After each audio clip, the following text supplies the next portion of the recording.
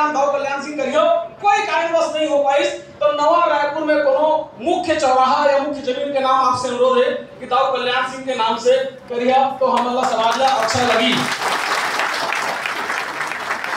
दाऊ जी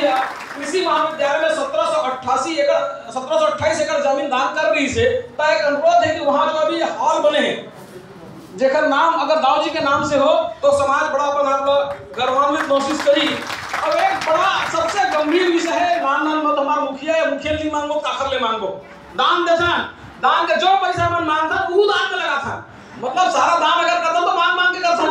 ये तो हमारे मन के व्यवहार में है। तो हमारे का अनुरोध है कि राज्य अलंकरण ऐसे दानदाता के नाम पे अगर आप करिया तो आने वाला पीढ़ी को दान देके प्रेरणा मिली। अगर छत्तीसगढ़ का शासन अलंकरण के नाम छत्तीसगढ़ के भामाशाह दाऊ कल्याण सिंह के नाम पे कर देती तो हमारा बड़ा अनुप्रेरित महसूस करते हैं। ऐसे हमारा पूरा उम्मीद है कि हमारे मुखिया बड़े हृदय के है सहृदयता से हमारे मुखिया ये कार्य करिए